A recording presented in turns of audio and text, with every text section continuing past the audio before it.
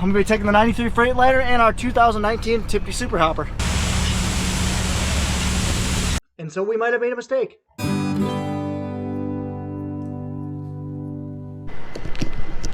Well guys, good morning, good afternoon, and good evening to all. Welcome to Hartung Family Farms. And today, it's a Sunday, it's like January 30th, something like that.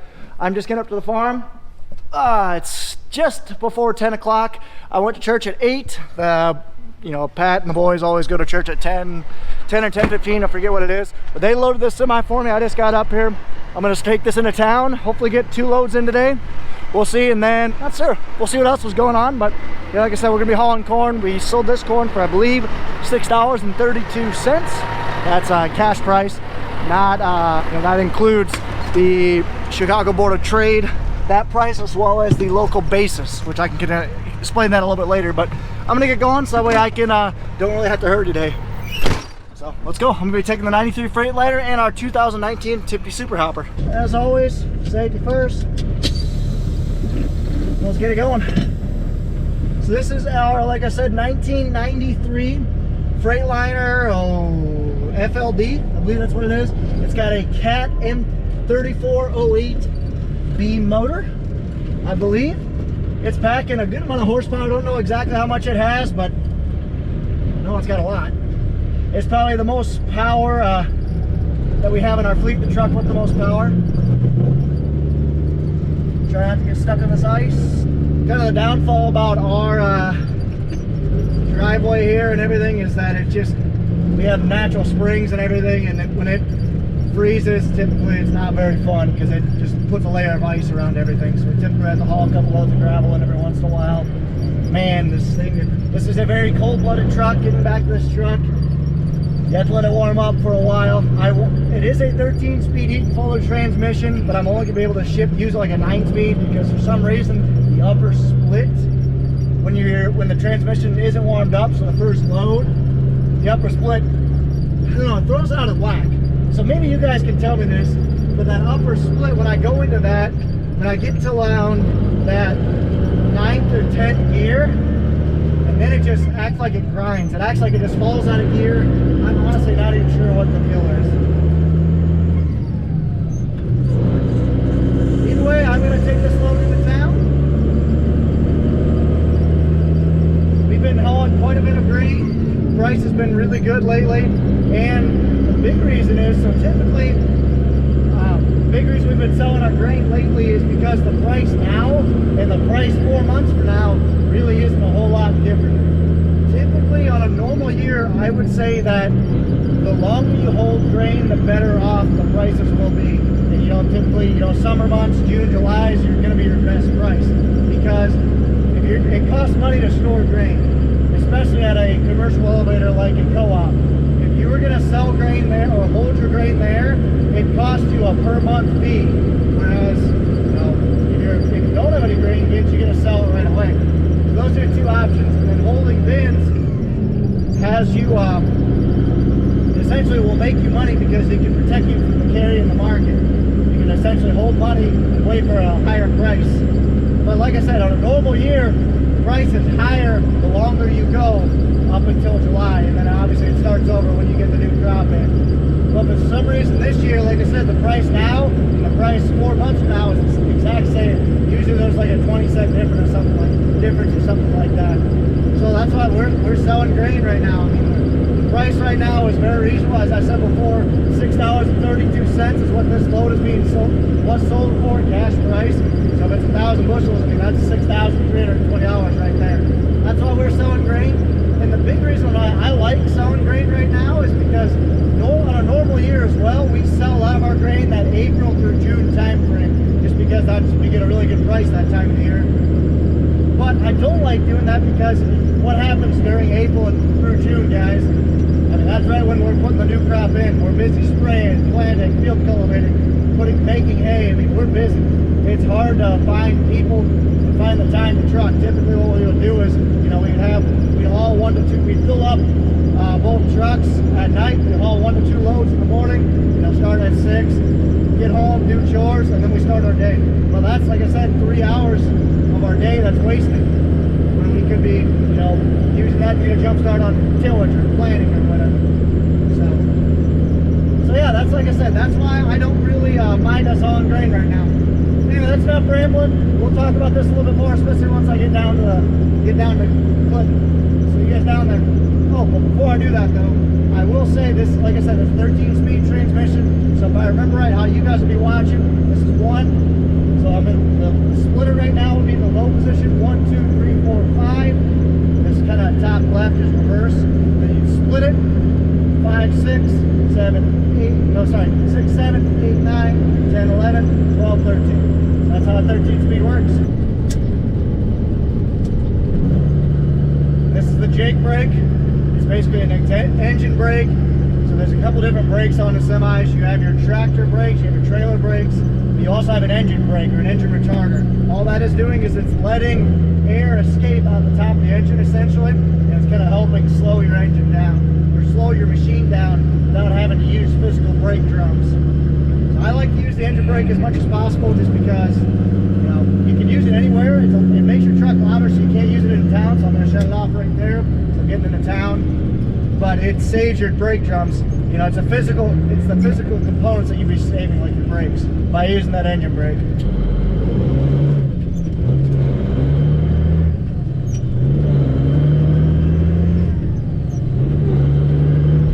So we'll start shifting. I started in second. There's third, fourth, fifth. In this truck, so all semis. So I just split up. There's sixth. All semis, you have to match RPMs to shift. You can't just grind it into gear, because all different gears have a different gear ratio. So there was eighth right there. So like I said, I can't use the splitter, so I'm having to basically use the bottom range. So I have to match RPM speeds. So typically, in this truck, for example, you know, 8th gear goes from 25 to 35. When I get to 35, I'll shift. And then 10th gear, 35 to 45, and I'll shift. 12th gear is 45 to 60, and then go to 13. 60 is, you know, it gets up to road speeds, 70 mile an hour. So that's how I know to shift, and I can match that to RPMs too. Engine RPMs, you typically want to stay between that 1300 and 1700 engine RPM range. That's just where these big diesel engines like to sit in. So, yeah, there we are. Yeah, like I said, now I'll stop rambling. See you guys down there.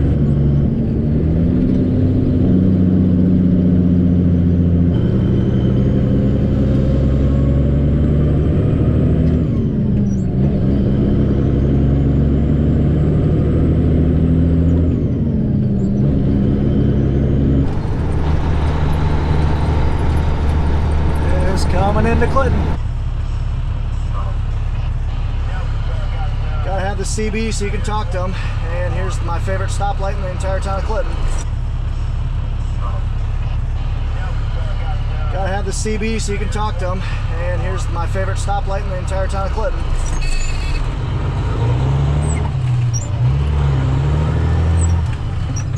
I'm using a technique called floating between gears. I am not using the clutch. I'm basically letting off the gas, pop it out of gear, and letting the RPMs fall in to pop it into the next gear. It's called floating. You could also double clutch, which is using the clutch pedal a lot more. I really don't want to do that, if I'm being honest. I can float just as well going in between gears, and it saves my knee, because I tried double clutching before. My knee, I don't know how guys do it, my knee can't handle it. Alright, we're just getting into Clinton. Hopefully eventually they'll replace these tracks, because this is horrid. This crossing is. That's actually the best that's ever been. Now I will open up my tarp with this automatic fancy schmancy thing. Gotta see through the mirror, it's opening up. I'll let down. So I just got here, read in my information, which is my ADM grain number, which is this scanner right here, that's all they use to tell which grain is which as I go through the facility. They're probing my truck right now. I hope you guys can see it. I also gave them who this was sold through, who's the producer, or who's actually gonna get paid, and who's the hauler. And then they're taking a sample of the truck so they can see, make sure the grain's good. Basically to see what they're buying, because you never want to buy something without at least looking at it or taking a sample. So that's 161 L Peters rail. So they also gave me a ticket number, which is -163. So I'll listen to when they where they want my grain to go once they get done grading my sample. So now we'll drive down, and I don't think I've actually done a camera on my head driving through here yet, so this will be kind of neat for you guys. Hope you enjoy it. Man, this road is always rough. Each facility is different. Each ADM facility is different. Or each facility you ever go to sell your grain is different. This one's kind of unique, where it's just the probe shack is 2 miles away ish from the facility itself, so you have a long kind of 3 wide lane for your trucks to stage, and it's a lot of weight that pass through here every week, and it does a number on this road. So now I'll pull into the inbound scale, go get my gross weight, I'll go dump my grain, and I'll weigh at the outbound scale to get my tare weight. So weighing before and after, and I'm just leaving the grain, so they'll tell me how much weight of grain that I have. I don't need to show you guys my weight. You guys know I never haul overweight, never. Maybe. There it goes. So I'll pull in. They told me to go on the rail side, which obviously you got rail, you got truck. So I'm going on the rail side. I'll dump my grain and head out.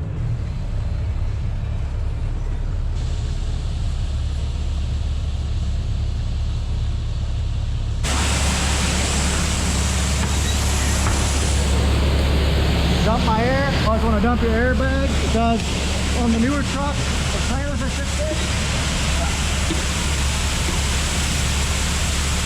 It's an air ride suspension because it's easier on the truck. It makes it last longer.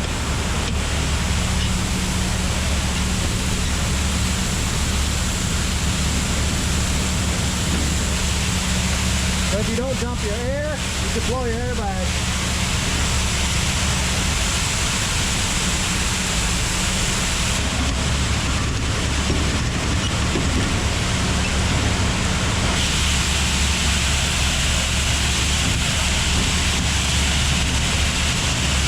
Easy as that. Come back here, close the turret, put the air in, here we go.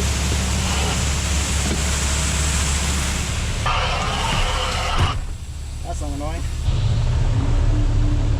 Try not to hit the mirror on that door again like I did, ooh, it was close, a couple years ago. I'll go scale out. 25,160 pounds.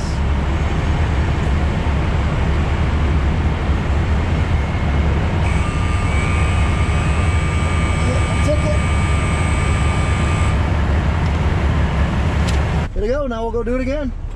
Sold a little over 1,000 bushels there. Everything was in the parameters, so I didn't get docked, so that's good. I'll head back and go do it again. The only thing I didn't like was our moisture was really low, like 12.8 is what it ended up being. So that's not ideal, but at least we're not getting docked anything. We just lost money because we over dried it, and we lost the opportunity to sell them more water, because all moisture is the percentage of water to material that they want, and they can take up to 15% moisture, so you want to be within that 14.5 to 15 if you're ideal. That way you sell them as much water as possible, whereas there we were only 12.8. We sold them a lot less water than what we should have. Oh well, it is what it is. Well, I just got loaded up again. Pat stopped and helped me out, so I literally got loaded up within 15 minutes, which is really nice. So now we're just turn and burn. I'm going to try and make 2 more loads in, including this one, so 1 more on top of it. It's 11:30 right now, and they close at 3, so I don't have a ton of time to waste, but I don't need to hurry or anything by any means. I'm going to go ahead and turn and burn, take this one down. Truck's running good. Nathan has 1 more loaded truck down at the South Farm, I heard. So some interesting story about that. I'll talk to you guys a little bit later. Let's take this one down.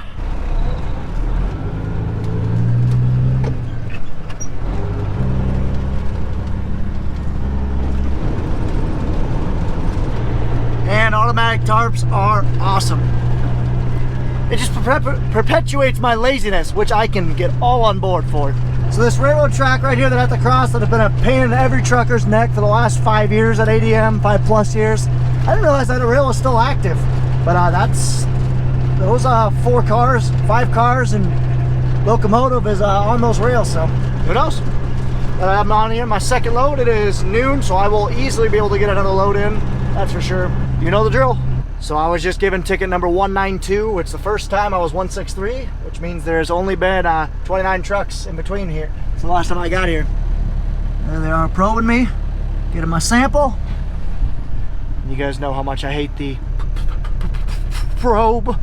But it's over with. They got my sample. Hopefully nothing is bad. And we'll drive and go dump, rinse and repeat, go do it one more time, and then see what else we can get into at the farm. I know they're going to be probably moving cattle this afternoon because we're taking another load of fats down to Tama, which is where we sell it, 2.5 hours away. Yeah, we'll see what I can help out with. See you all. So I'm going to split this video right in half, guys. I did a lot more after my trucking than I thought I would, so I had a lot more content. So we're going to have one more video after this day. It's probably going to be released next Tuesday. So I'm asking, do you think we made a mistake? We were selling a lot of our grain up front, as I explained earlier, but you know, there could be an issue where, who knows, the prices could be a lot better this summer. So I'm not sure if this is going to be a big mistake or not. Only time will tell. What do you guys think? But anyway, I'm going to go ahead and close up this video. So, but before I go, I do have an announcement. I originally was going to be at the National Farm Machinery Show next Thursday and Friday, but I'm going to actually push that back a day because I got a postseason reffing game. So I'm actually going to be there next Friday and Saturday. So like I said, I will be wearing a sweatshirt similar to this with a Hartung Family Farms hat covering up this pointy, balding head. So be sure, if you guys see me, be sure to come up and say hi. I'd love to chat with you guys. I might even be posting on Instagram where I could meet up with a couple of you guys, because I know some of you guys talked about it. But anyway, hope you guys enjoyed the video. If you guys did, be sure to like, comment, and subscribe. Follow us on Facebook and Instagram at Hartung Family Farms. And of course, ta-ta for now.